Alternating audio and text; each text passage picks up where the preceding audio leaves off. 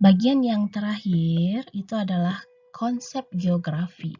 Konsep geografi itu merupakan bagian lingkup paling banyak dibandingkan teman-teman yang lain. Konsep geografi itu terdiri dari 10 bagian. Tapi jangan takut, ini tidak terlalu sulit untuk dipahami. Yang pertama itu ada konsep lokasi. Tahu ya, lokasi wilayah. Terdiri dari dua bagian, ada lokasi absolut dan ada lokasi relatif atau geografis.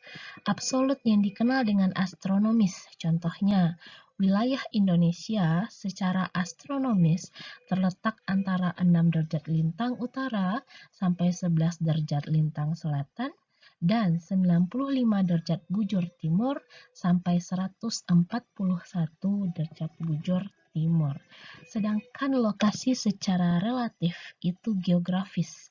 Contohnya, secara geografis Indonesia terletak di antara dua benua dan dua samudra, benua Asia dan benua Australia, dan samudra Hindia serta samudra Pasifik. Konsep yang kedua itu adalah konsep jarak. Jarak tahu ya, jarak antara kita.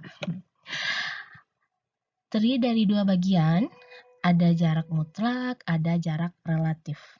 Nah, kita tahu mutlak itu artinya pasti, sedangkan relatif itu tidak pasti. Contoh yang mutlak, jarak Jakarta ke Bandung 150 km. Siapapun yang mengukurnya akan tetap sama. Hitungan antara Jakarta ke Bandung itu adalah 150 km. Makanya dikatakan mutlak atau pasti. Sedangkan jarak relatif itu jarak Jakarta ke Bandung ditempuh dalam waktu 2 jam. Nah, apakah semua orang yang menempuh jarak Jakarta ke Bandung itu selalu menghabiskan waktu 2 jam? Tidak, bisa kurang, bisa lebih. Nah, makanya dikatakan dengan jarak relatif karena dia tidak pasti atau berbeda-beda masing-masing individu. Yang ketiga, ada pola. Pola itu artinya adalah bentuk. Contoh, pemukiman memanjang di sepanjang jalan raya Pantura Jawa. Bagaimana polanya? Memanjang. Makanya dikatakan sebagai konsep pola. Contoh yang kedua, itu aliran air sungai berbentuk sudut siku-siku adalah rektangular. Nah, bagaimana pola aliran sungainya? Rektangular, makanya dikatakan sebagai konsep pola.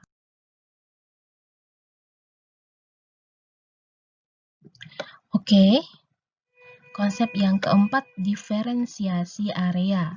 Different dalam bahasa Inggris itu artinya berbeda. Berarti perbedaan dua wilayah. Nah, contoh, di daerah pantai penduduk bermata pencaharian nelayan, sedangkan di pegunungan penduduk bermata pencaharian sebagai petani. Diferensiasi area itu wajib atau harus menyebutkan dua wilayah, karena itu akan diperbandingkan. Nah, mana dua wilayah pada contoh ini? Yaitu daerah pantai dan daerah pegunungan. Itu contoh diferensiasi area. Yang kelima, interaksi atau interdependensi. Maksudnya adalah saling membutuhkan antar dua wilayah. Contoh, desa sebagai pemasok tenaga kerja dan kota sebagai pemasok bahan produksi untuk desa. Di dalam pembelajaran biologi itu berlaku simbiosis mutualisme. Nah, sama halnya dengan interaksi atau interdependensi ini, di mana saling membutuhkan dan saling menguntungkan antara kedua belah pihak. Pada contoh ini, tenaga kerja itu mendapat keuntungan, sedangkan bahan produksi juga bisa mendapatkan keuntungan bagi kota. Contoh yang kedua, tanaman bawang tumbuh subur di Brebes diangkut ke Jakarta untuk memenuhi kebutuhan masyarakat kota dan dapat meningkatkan pendapatan bagi masyarakat Brebes.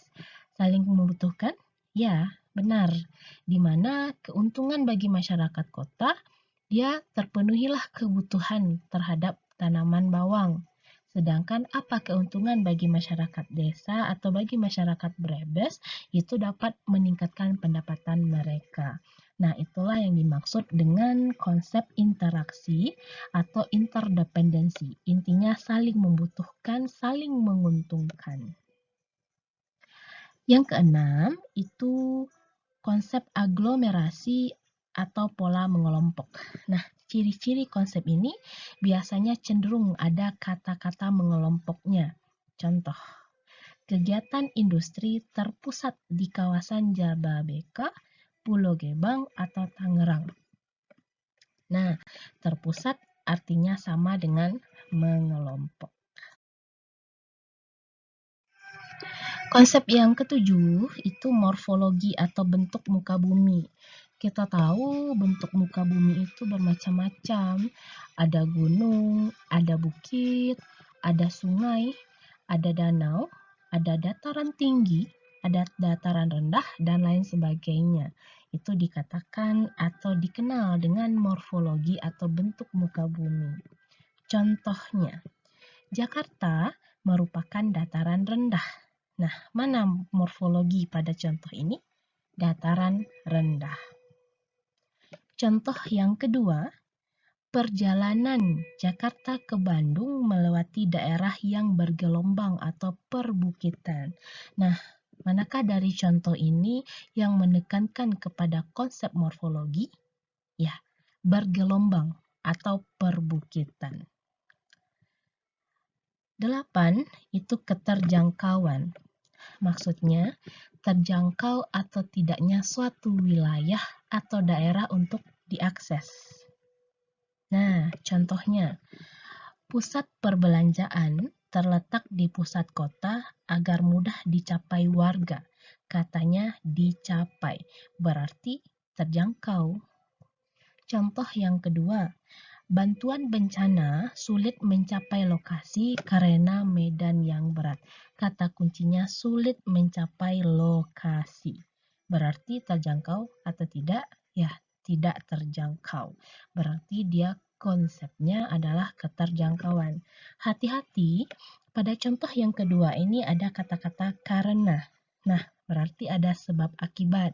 Bisa jadi ini contoh soal ini bisa jadi termasuk juga ke dalam konsep keterkaitan ruang. Nah, tapi jangan khawatir kalau misalkan soal ini merupakan soal esai, bisa dipilih dua-duanya, bisa menjawab konsep keterjangkauan, bisa juga menjawab konsep sebab akibat atau keterkaitan ruang. Tapi kalau dalam pilihan ganda, itu biasanya hanya dicantumkan salah satu dari konsep yang berhubungan. Oke, yang terakhir, dua terakhir ya, nilai guna atau manfaat suatu wilayah. Nah, kita langsung contoh saja. Pulau Madura yang panas dan tanah yang tidak subur tidak cocok sebagai lahan pertanian, tetapi lokasi geografisnya banyak dijadikan sebagai kawasan tambak garam. Hati-hati dalam memilih konsep nilai guna dengan diferensiasi area. Kedua-duanya sama-sama menekankan itu manfaat suatu wilayah. Tapi apakah bedanya? Kalau diferensiasi area, dia membandingkan manfaat dua buah wilayah. Kalau diferensiasi area terdapat dua wilayah, sedangkan nilai guna hanya terdapat satu wilayah saja. Nilai guna satu wilayah, apakah satu wilayah pada contoh soal ini? Pulau Madura. Apa manfaatnya? Tambak garam.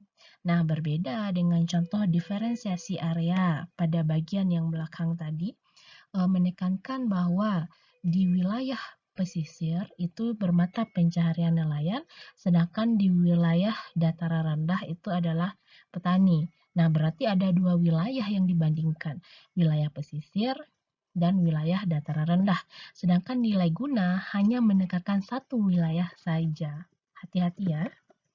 Kemudian yang terakhir, yang konsep 10, itu keterkaitan ruang atau sebab akibat. Nah, seperti yang tadi, Konsep keterkaitan ruang itu sama halnya dengan prinsip interrelasi. Sebab akibat. Sama, nanti tergantung soalnya. Yang ditanya apakah konsep atau prinsip. Contoh, banjir yang terjadi di Kabupaten Solo disebabkan karena penggundulan hutan di hulu sungai. Sama seperti interrelasi, itu ada sebab akibat, berarti ada kata-kata karena, disebabkan, dan lain sebagainya. Dalam contoh ini, apa sebabnya? Penggundulan hutan. Akibatnya itu adalah banjir. Contoh yang kedua, tsunami Palu terjadi disebabkan adanya longsoran sedimen dalam laut. Nah, manakah kata-kata yang menekankan keterkaitan ruang? Itu adalah disebabkan adanya. Nah, makanya dikatakan sebagai konsep keterkaitan ruang.